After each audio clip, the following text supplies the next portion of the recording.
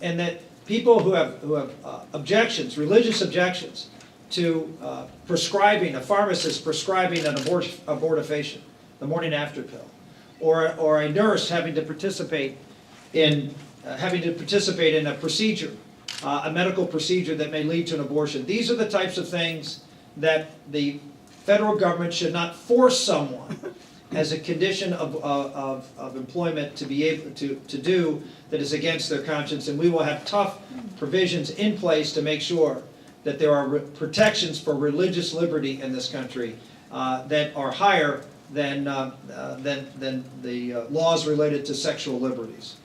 Third, we'll defend the Defense of Marriage Act. Unlike this president that has passed on this, if this litigation continues on, we will be there to defend this bill. We will defend all bills. We will do my job, which is to execute the laws of this country when it comes to the Defense of Marriage Act. Now the President of the United States has said that military chaplains can perform same-sex marriages on military bases and federal property. Ladies and gentlemen, the definition of marriage on the federal government is in the Defense of Marriage Act. There's a federal law that defines marriage as between one man and one woman. And military chaplains should have to abide by that. Everybody should have to abide by that. And there should be no same-sex marriages performed on military bases or federal property. That does not mean that military chaplains whose denominations provide for that can't do so in places like Iowa, where unfortunately, thanks to the court, that has been imposed, but they should not be able to do so where it is not legal to have these marriages performed.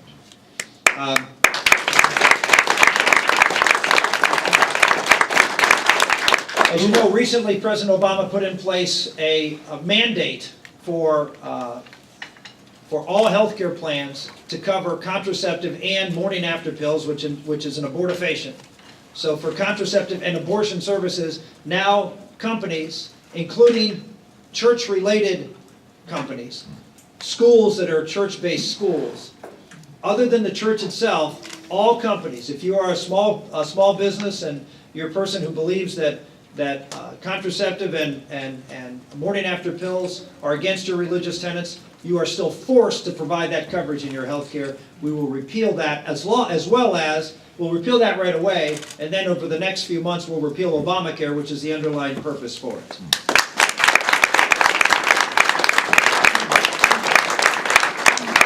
We'll not just talk about the importance of marriage and the family, but we'll promote programs within the Department of Health and Human Services. We'll redirect funds to help organizations. I talk about this in my book, It Takes a Family, an organization called First Things First in Chattanooga, Tennessee, which is a nonprofit that has been put together by educators and businesses and nonprofit groups like churches, as well as those in the government there. They pulled this organization together because they found out that their divorce rate was the highest in the country in Chattanooga. They found out that their out-of-wedlock birth rate was one of the highest in the country. So they put something together to promote marriage, to promote fatherhood, to reduce the divorce rate, to try to bring a more welcoming community to support families in their communities. The federal government doesn't do anything to help and support those organizations. We have a specific interest in making sure that marriages are stable. It saves money. It saves a ton of money. If we can keep marriages together and healthy marriages together, and we can promote fathers to take responsibility for their children and join in helping to raise those children and marrying the mothers of those children. We can look at all the other reasons why that's a good thing. But it's a good thing because it limits the size and scale of government. You can't have limited government if you have broken families, because someone has to pick up the pieces. And of course, the laws in this country, the person who picks up the pieces are the taxpayers, with huge government programs that support those broken families. If you want to get this economy going, if you want to help limit government, if you want to be able to lower taxes, having just a little amount of support for marriage and families and fatherhood would be a huge step in the right direction to do so. And I'll put my money where my mouth is.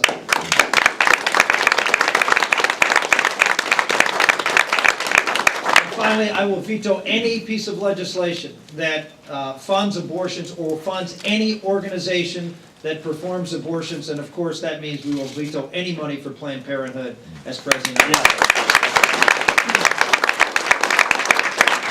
So those are the things we can do right away. Those are the things we can do right away. Now, I'll talk about things that we need to do in order, and work with the Congress to be able to pass to promote a culture of life, to promote stable and healthy families, and as a result, lower taxes, limited government, and a freer economy. I think I make that point because moral cultural issues tie directly to economic health and stability of the country.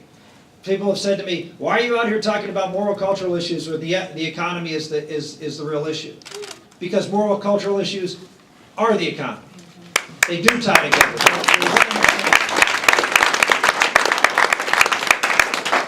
One of the things that I'm most passionate about is the usurpation of authority that the judiciary has done over the past several decades in this country.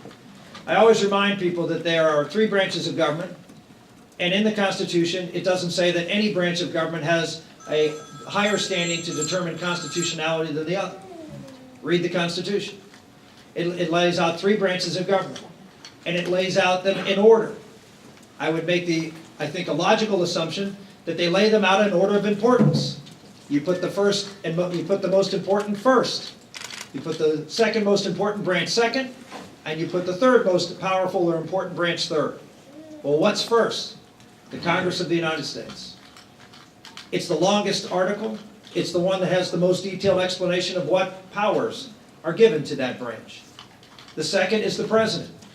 It's a shorter article, less powers, more limited powers, mostly on national security. And what's third? The court. You didn't hear me say the courts. You heard me say the court. Because the Article 3 of the Constitution establishes only one court, the United States Supreme Court. Who establishes all the other courts? The first 2 branches of government. And they can establish them, and if they become, if those courts violate the Constitution and do things that they should be stopped from doing, they have the power to repeal those courts, to abolish those courts.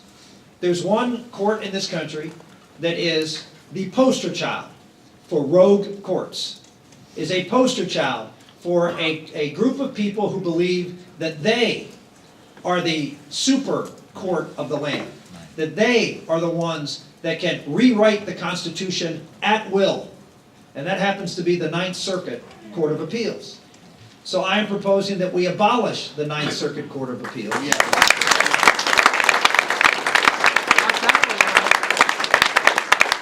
And we replace it. We replace all the judges, which we can do. We replace all the judges, not that they won't be senior judges, but they're not going to be active judges on the new courts that we will establish. And since it is by far the largest Court of Appeals, as far as geography and population covered, my proposal is to break it up, and this is something I'm willing to negotiate, either 2, at least 2, but maybe even 3 smaller circuits with brand new judges appointed that have to go through the confirmation process. This will be a very important signal to be sent to the judiciary that they are an equal branch of government, not a superior branch of government.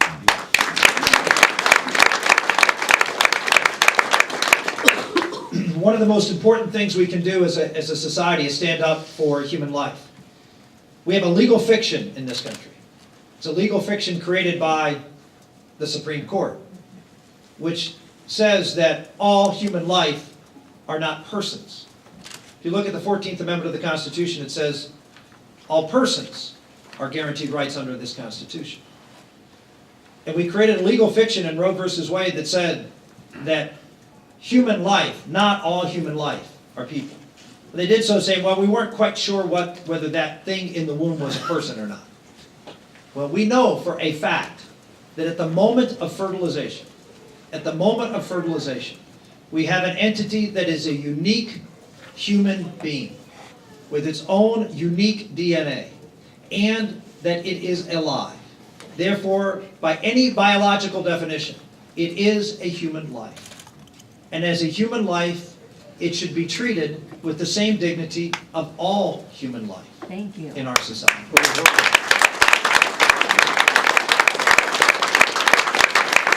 So my proposal is, let's help out the United States Supreme Court determine what a person is, since they seem to have such a hard time figuring that out. And so I will support a personhood amendment to the Constitution that defines what a person is, which is a child at the moment of fertilization. At the moment that child becomes a human being, that child will be considered an American and part of the human family. Yes.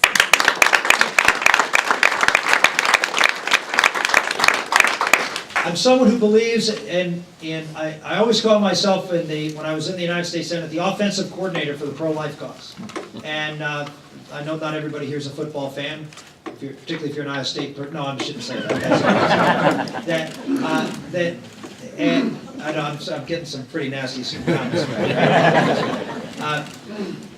But I believe an offensive coordinator is someone who understands that, sometimes you go for the deep pass, try to score in one play. And you can do that, that's great, and that's what the personhood amendment is, scoring in one play, changing the entire dynamic. Excuse me. But the second thing is you have to understand that sometimes you have to run some plays, you have to go off tackle, you have to go up the middle, and throw a screen pass or two. That's what